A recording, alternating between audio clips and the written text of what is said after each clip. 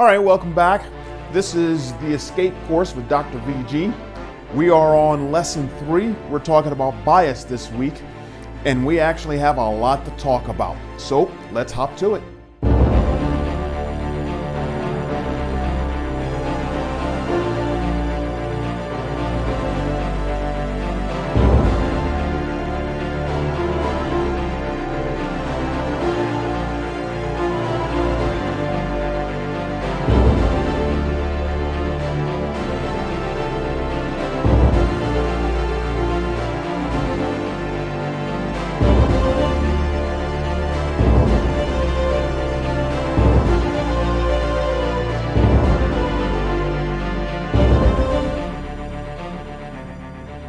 All right, welcome back. So we're going through our course. I want to clarify something.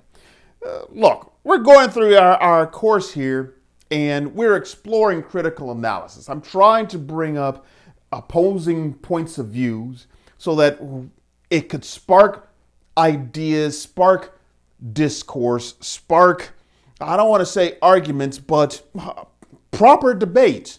That's what I would like. All right, we're not honestly going to change the world with a 9-week course. We're not redefining nation states. That's not the point. The point is to make sure that we get on board with exploring things from other directions and understanding the perspectives of other people around us. That's the name of this game. That's what we're actually trying to do here as we move forward. All right, we're moving into a new section here. We have new definitions: bias, prejudice, discrimination, and community of practice. All right. So we're looking at bias, tendency for a person to favor something based on one's perspectives, builds over time. Implicit bias, you'll hear the term, involves something that happens at a subconscious level, whereas explicit biases are things that we deliberately do. A prejudice is a form of bias that doesn't consider any other possibilities. I'm just thinking this because that's what it is. That's what I've seen. That's what I believe. I don't care about the rest of these things. That's what that is. Typically, prejudice can be countered through experience. Once you get enough experience, then that bias can be countered and not necessarily removed, but at the very least countered such that there are other possibilities. The prejudice will be diminished in that instance. State discrimination, negative judgments, actions upon someone or something based upon some type of prejudice. It usually requires power. Discrimination is what's needed when racism and sexism and ageism begin to form. It's the prejudice that someone has and the power that they might have as a chairperson or as a board member or as a business owner. And now they can take that prejudice and apply the power that they have through their position and discriminate against people in a broad way. All right? And that leads to the institutional forms of racism and so on and so forth. Community of practice is a grouping of people who share similar experiences, passions, beliefs, and biases. We're all part of multiple communities of practice. That is what we are. That's what society is. That's how we work. We'll talk about that in just a moment. What now? You actually have a group. So based on section 2.9 in the book, all right, look at those terms, talk about how they might be applied in formal and informal settings. Also think about when you might have been introduced to the terms, how you might have used them, how you might have understood what they were meaning and how they were used. And then but once you hear the terms, once you're exposed to the terms, did you ever encounter a situation or did you use the terms and only to find out later that that's not exactly how it works? That's not exactly what it means. Where did that happen with you? So take some time, think about it, talk about it if you are in such a situation, inside of a group or other setting, and then we will reconvene after that. There. So we're talking about bias. All right. Bias is a naturally occurring thing. I mean, you might hear people, and it might come up in certain circumstances, and say bias, and you think it's bad, but it's not. It's not a bad thing. It's how bias is then applied that could be a bad thing. All right. And of course, good and bad are both subjective. So let's dig into that just a little bit. It's how we think. It happens automatically. It builds up with our perspectives. All right. Those are just what is. I mean, even I mean, we all have biases. We do. I have a bias against, I don't know. I have a bias against animals without legs. No, let me say it this way. It's not animals without legs. I love me some fish. I'm saying land animals without legs. If it slithers, I kind of have a problem with that. I mean, I've had perspectives of fear and only fear. There's some people out there that say snakes are great. Worms are lovable. I guess, I mean, there is the animal kingdom. There is a hierarchy to things. There are pests and rodents that need to be taken care of from time to time. And I guess snakes work in that realm. I just don't like them. That's all. That's just me. Doc V doesn't care for snakes. Just doesn't. There are other things. I mean, more practical matter. There are certain computing systems that I don't like. A lot of those things are closed systems. I don't like systems that you use, computers, phones, tablets, web or cloud-based, if they are closed and inhibit you from doing things on them. I want to have free reign for all intents and purposes over the things that I do. And there are many other people who are like me. All right, they like to have a level of freedom that might not be provided by the owner or originator of this software or hardware systems. So what does that actually mean? Well, I guess there's nothing wrong with doing that particular thing. It's just that some of those biases can grow into prejudice. Okay, they just can.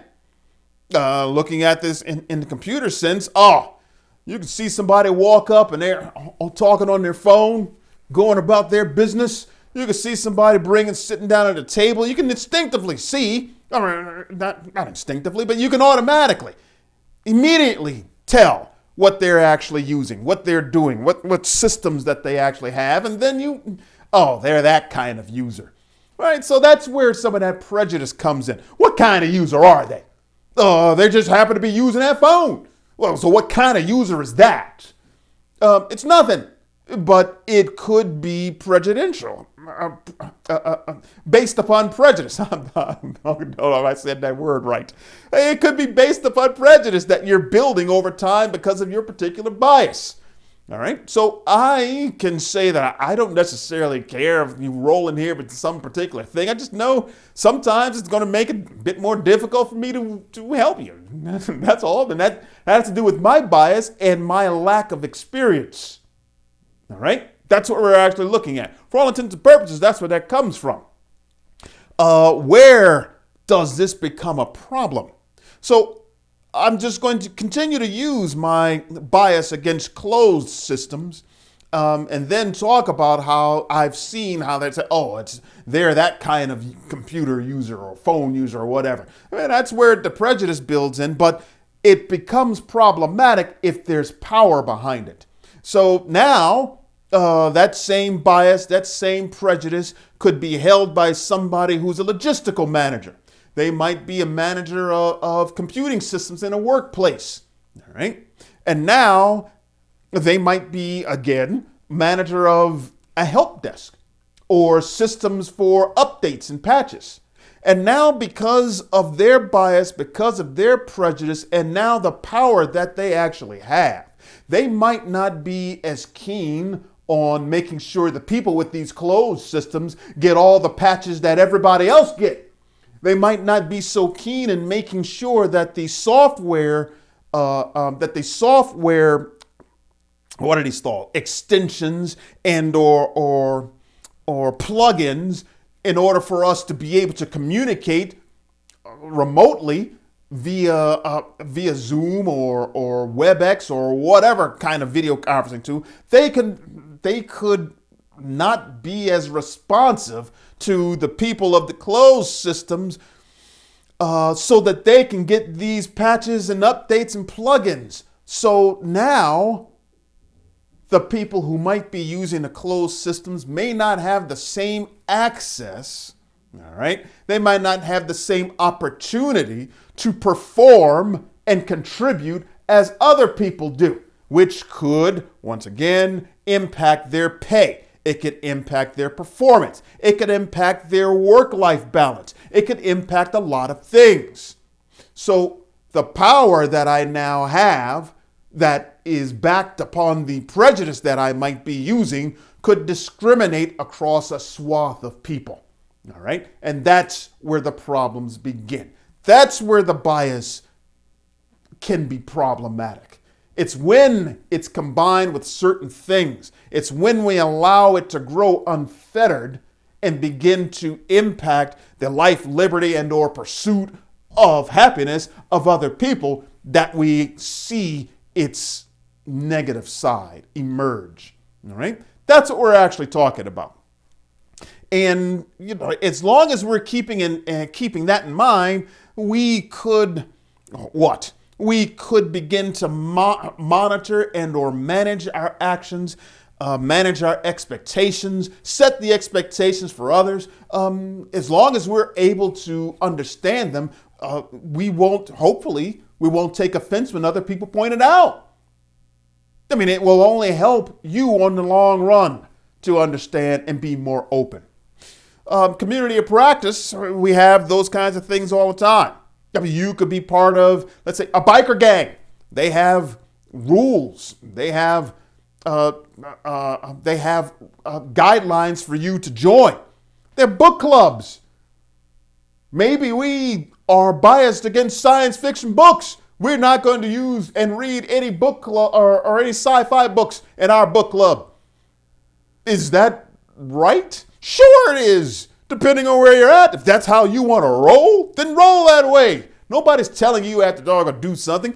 That's what I'm saying. I mean, it's in the instance where especially it's going to impact someone and you could see the establishment of some type of discrimination because someone else has the power, then you're looking at a scenario where bias can grow and metastasize into something that you really didn't intend. All right. But our community practices will allow and allow those types of things to grow. And it's not a bad place. It's a welcoming place. Communities of practice allow us to explore and encourage some of the biases in a way that might not negatively impact someone else. They sometimes do. You understand? I think back to normal everyday political discourse. We have political groups all over the place. We have religious groups all over the place. We do. We have those. You can organize. The problem in some of these communities of practice is that it forms an echo chamber.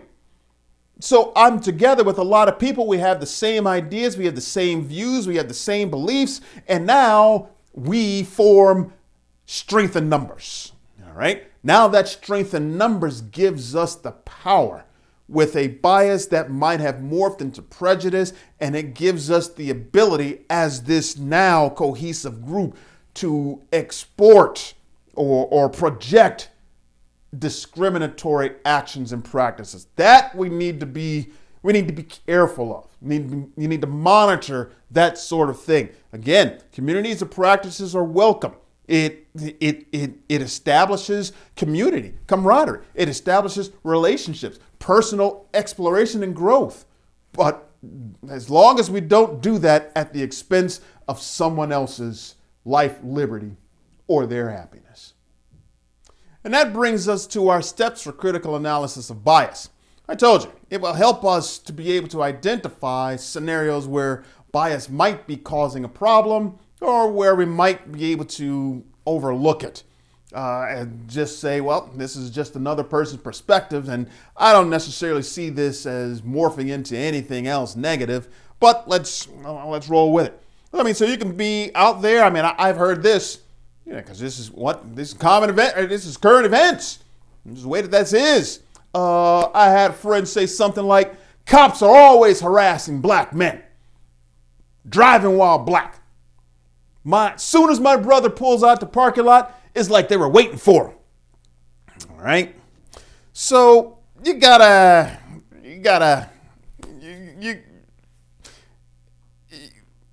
I'm not here to defend one thing over another. What I am here to defend is the freedom to be able to critically analyze scenarios and situations. Now, there are a lot of things that I get exposed to, a lot of things. I grew up a young black man. I'll talk about that in a moment there. But this particular scenario, let's talk about that the cops are just waiting for him as soon as he pulled out the parking lot. Double standards and stereotypes, it sounds like it. It sounds like there were double standards and stereotypes inside of that particular statement. Stereotypes that the cops are always out to get only black men. That's what it sounded like they were saying. That might by itself be biased.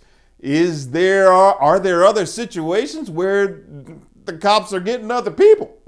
I mean, does that exist or not? I need an answer to that before I hear what did he say? He said they're always harassing. That's a scenario to use superlatives or strong degrees of certainty. All right? Yeah. He said always. Now, I personally, where I live, I have a big, I have a big black van. It's a huge van. Looks like a government vehicle.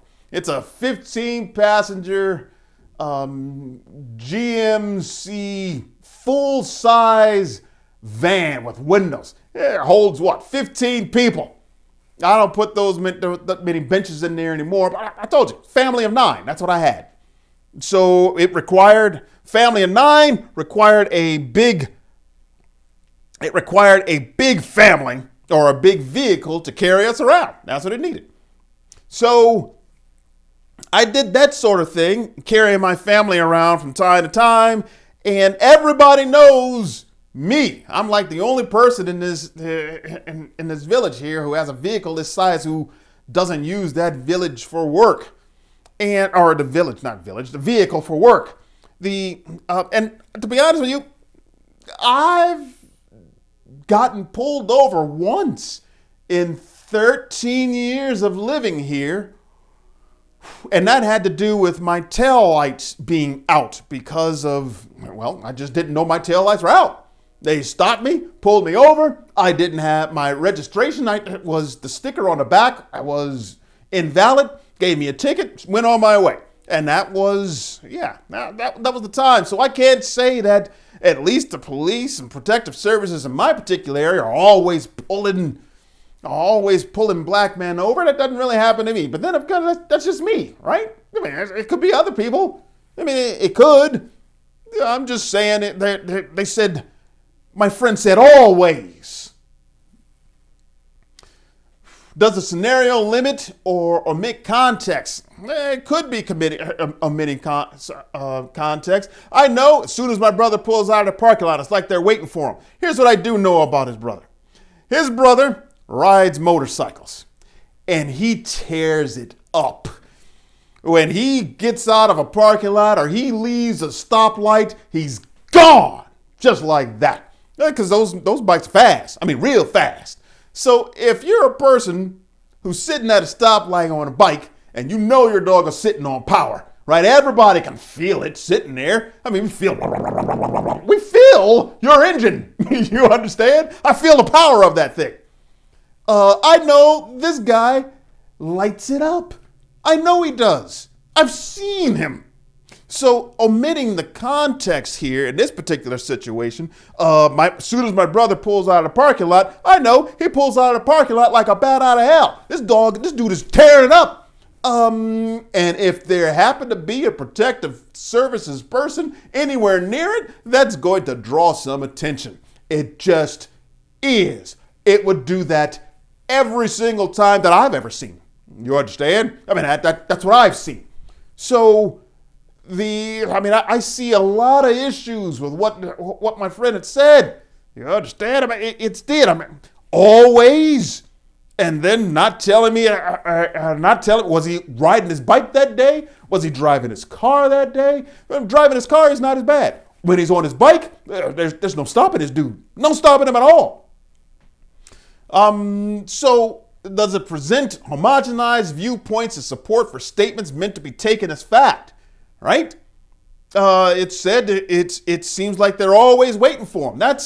It was presented as this is simply the way that it is. And I know through experience that some of what is going on there is stuff that should be happening. It just should. If you're on a bicycle, if you're on a bike and the speed limit is 45 and you're doing 90, I expect someone to look your direction. That's the way it works. I mean, those are the laws I have to agree to. I have to agree to it because we voted people into power who put those laws into place. We did. We want the laws to change. We had to vote somebody else in who could fight it out and perhaps change those laws. But being a republic means that we place other people in there to do the work for us. So that's kind of how that works. All right. So in this particular instance, there is a whole lot of bias in that statement, in that scenario that person presented. I'm not going to take what he said as fact because there were multiple issues that emerged that I know from what I know about him and their situation, from what I know about laws and context and other situations that made me believe that perhaps this isn't exactly as truthful or honest, or maybe it was truthful, maybe it was seemingly honest. It could be laden with other things that might be attempting to manipulate me into thinking one thing over another. And that's why we use these steps for critical analysis, to make sure that we're operating and thinking on the same page. Make sure that we aren't being manipulated. Those kinds of things. So then you have another activity, examples of bias to consider, perhaps. I mean, what are these things? You can use the sCA of bias to look at what? Opportunities abound for everyone. I've heard this before. Opportunities abound for everyone. Minorities should just work harder. They should just pull on those bootstraps. It's a common term. I mean, I've heard it before. I'm sure some of you have heard those terms before, used loosely. Apply the bias, the steps of critical analysis bias against that. Snakes are evil. No, but whatever. Politicians don't care about the little people. They only ever care about donors. Yeah. Global warming has changed Wisconsin winters for the better. I don't know. People say I brought the sun when I came out to this place. I came from Washington, D.C. Ever since 96, it's been warm. That's what the people say. I ruined it for them. No. Well, regardless, that's what you actually have there. Apply the sCA against those things and see what you come up with, and then rejoin us in a second.